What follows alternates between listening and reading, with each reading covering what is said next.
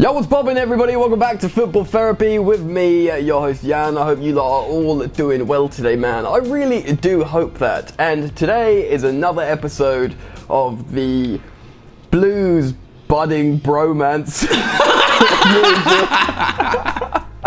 Straight off the dome piece, mate. George, how you doing, man? You cool?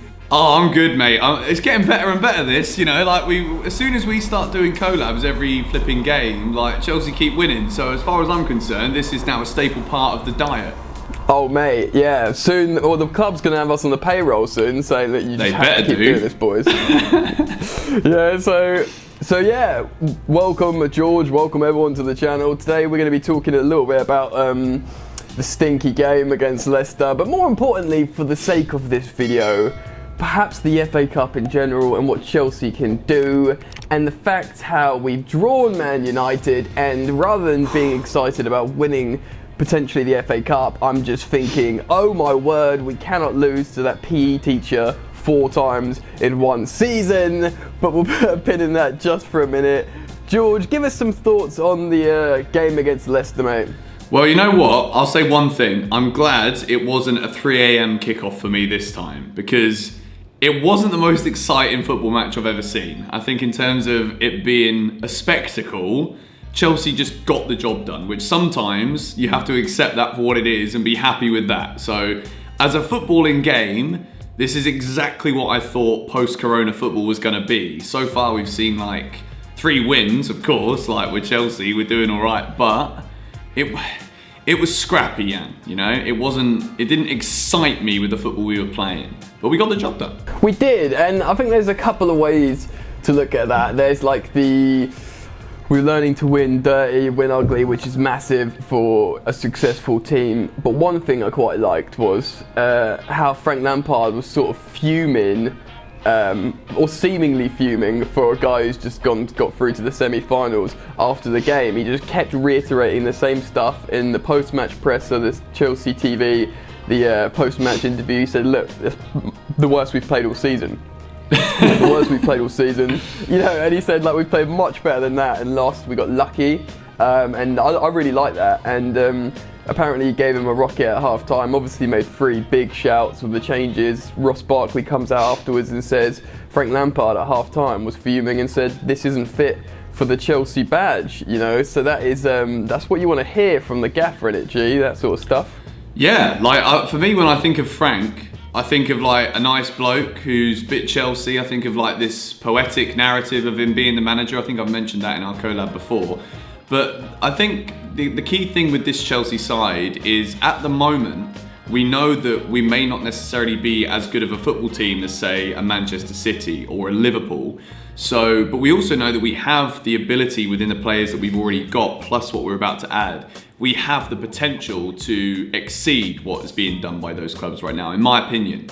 And I think the way that we do that faster is by Frank being so stern with his expectations. Like, we don't want to be a team who's 30 points behind Liverpool come the end of the season. When we go to Anfield, they're going to be having a flipping party, and technically it's at everyone else's expense. Frank doesn't want that. And I think that saying what he said yesterday, after what was, like, it was a bad performance, really. Like, there was good individual moments, and I think the way that he shifted the energy of the game in Chelsea's favour was the reason we won yesterday. That win is on Lampard. So to hear him actually doing what he did at half time, to be like this isn't good enough, this isn't fit to wear the Chelsea badge, that's exactly what we need to move forward with. And I think it's definitely a platform that the players can expect to lead on to, I think, for the future. Yeah, I agree, man. It's huge. I tweeted out after the game, I think that game for us, man of the match had to be Frank Lampard, because you know, he's the kind of gaffer that's always first to come out and say, look, you know, it's the players that win the games. I might have made the changes, but the players have to do it. I think if there's ever one game where he'd probably give himself a bit of a pat on the back for dragging the team through, I think it would be yesterday is a perfect example. Yes, so yeah, you know, it's a huge shout, man. Like, and before, like, I do want to talk to you about like the FA Cup in general, Man United, but a couple more bits on the game. Obviously, he took off like 3 Chelsea prodigies at half-time, Billy Gilmore, Mason Mount and Reece James. The kind of players that we were like raving about, and still should obviously rave about. But Ross Barkley comes in and scores I suppose a clutch goal. I've kind of like been almost made to feel bad for defending Barkley and kind of like been a sort of advocate of keeping him as a squad player. But you look at the goal against Liverpool in the previous round, which sealed the deal from him. You look at how physically he's built and how well he does with the physical demands of the Premier League. What are your feelings on big Ross Barkley, G? You know what? Again, it's one of those where I think he, in my mind as a fan, and obviously as a content creator as well, when I'm like trying to think about the way that I envisage seeing Chelsea next season, I've kind of seen the impact that Ross can have between now and the end of the season as a bit of a free hit. When I look at what we spent on him, 15 million for an English player in the peak years of his career is an absolute bargain. And we were always talking about Ross Barkley as this guy with all this potential. Look how he can hold the ball. Look how he can shoot from outside the box. He was one of those players who Everton fans in the Premier League expected big things from him. And it's kind of like, it's boiling a kettle, but it's constantly like about to boil, but never really boiling. But towards the end of this season, like I think, if he carries on this way, there's no reason, just because we're linked with like these massive names, there's no reason why we can't be satisfied with having Ross as like a mainstay figure for next season, because all we ask is players contribute not only goals and assists, but work rate. And Ross is not only contributing the work rate, but he's also contributing goals, which is what wins football matches. So he's delivering. He is, mate, 100%. And the work rate, that's the thing, isn't it? It's the sort of work ethic on the pitch that a coach like Frank Lampard is going to put above everything. And you get that from Barkley, man. He's well built, he's fast, he won't stop running, and he'll always try hard. When Sarri arrived at Chelsea, he knew he was arriving, so he spent the summer studying Napoli. He wants to like get his head down and do well when he's not off his head in the back of a cab eating a kebab. But young which we've all done, so we can't judge the geezer for that. We've all been there, George. Right, so before we move on, one final player that I want to talk about, perhaps an unglamorous one.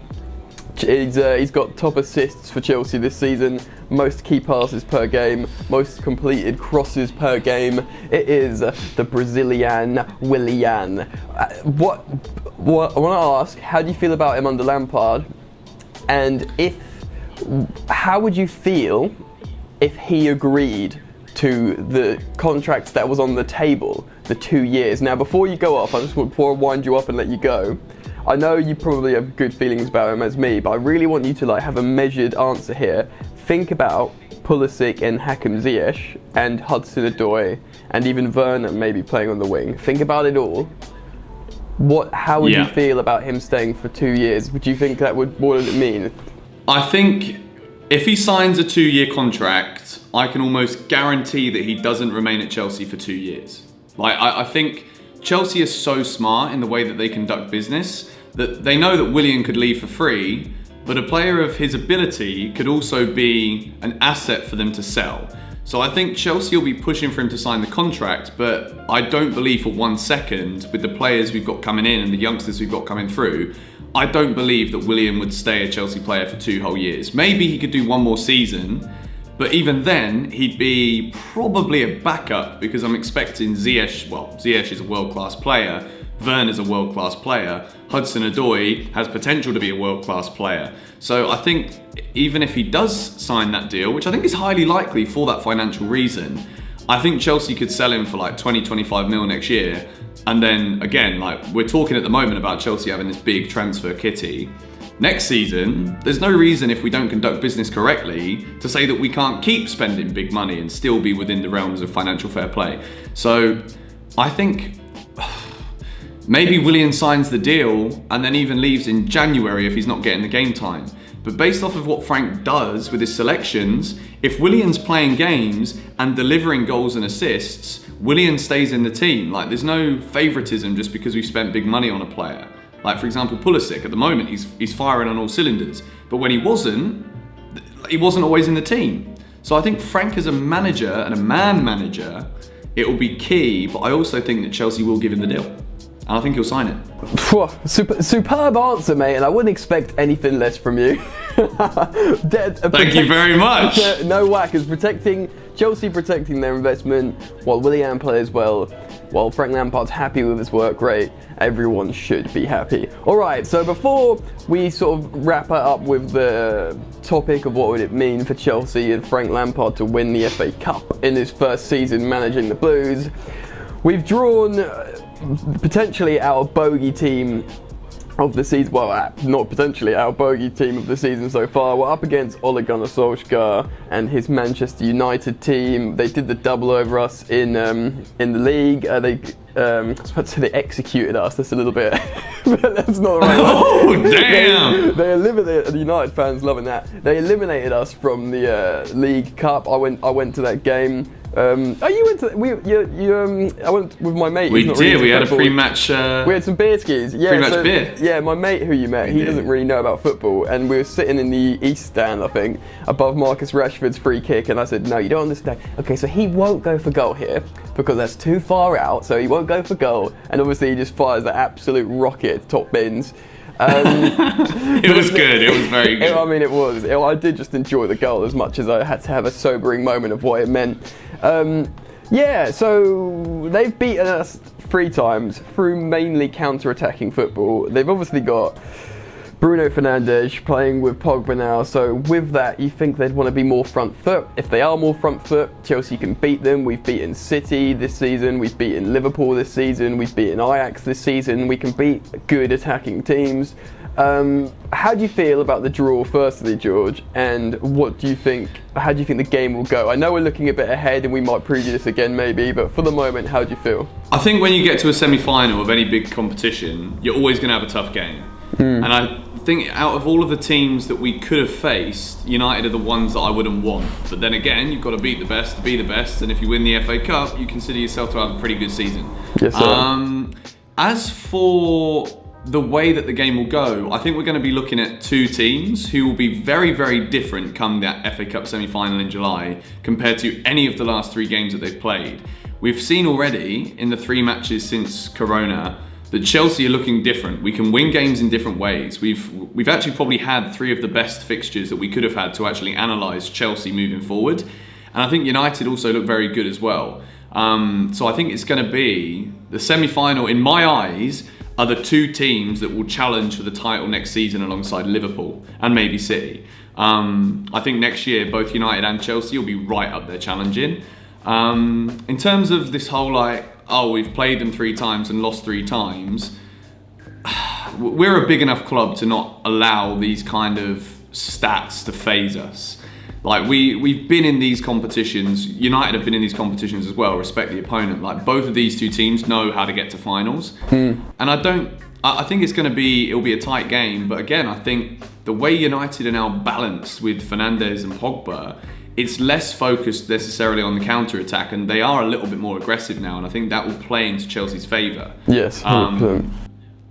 I think any team can win. I'm not going to sit here and make a stupid statement. I'll save the stupid statements until the day before the game because that really riles people up. But I actually think this could be a really exciting cup final, and I'll back us to win it, of course. Yeah, I like that. And also, you made a good point about it. You know, we don't know what these teams are going to look like.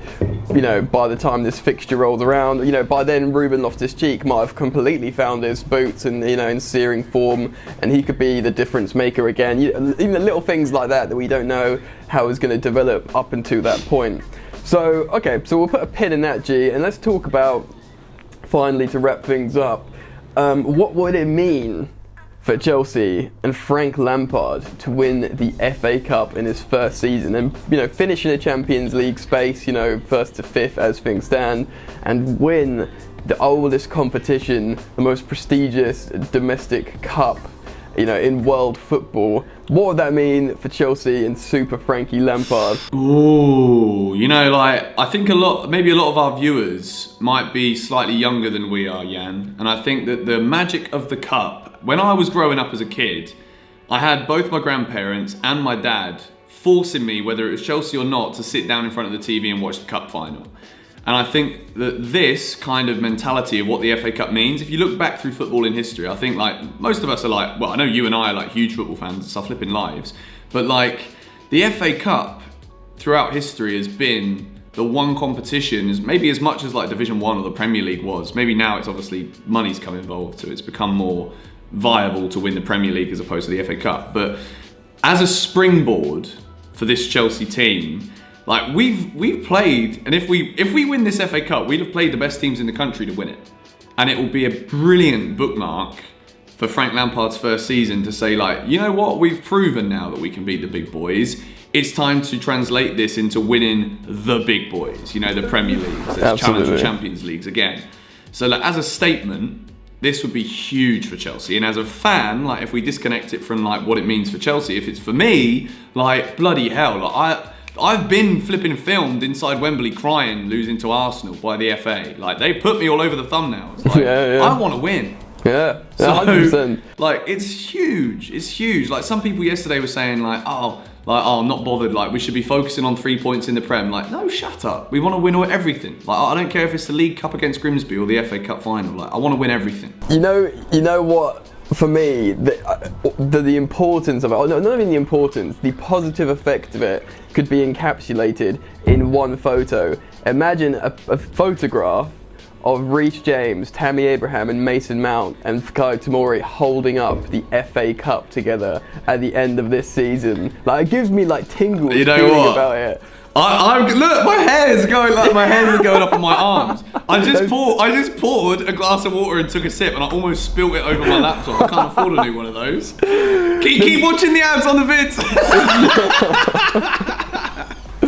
Man. No, that would be the mystique behind it. Like the kids from the academy that won everything growing up, and then they just touched like the elite level, the FA Cup. They've done it under Frank Lampard. Like you can't write it, can you? No, well, I think we've just wrote it there. We've just painted a picture, a vivid image for the rest of everybody watching this. Yeah, that's an exciting thought, and I think again, if we look in hindsight, it's probably going to be just a step towards what is probably going to be a very successful Chelsea team.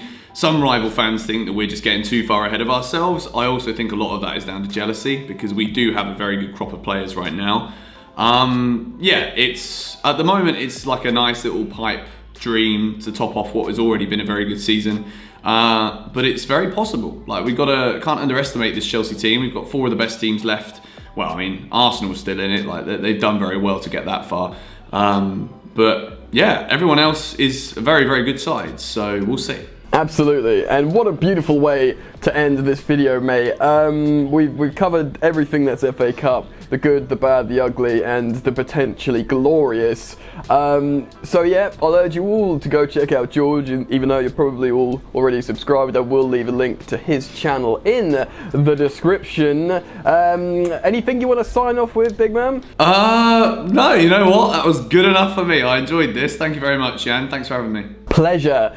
And that's it from us. You lot enjoy the football, and we'll see you later. You ain't so tough with that bad boy tuck. I'ma get it how I'm living, I'ma walk the walk. Outline my lines, I rap through thought. Body bag the verse, outlined in chalk. In my life seen trouble, hustle on the double. Silence on the trigger like my pick got a muzzle. Yo chick like to guzzle, bad boy stay in trouble. I only love this paper, sorry I don't. I laugh me bitch.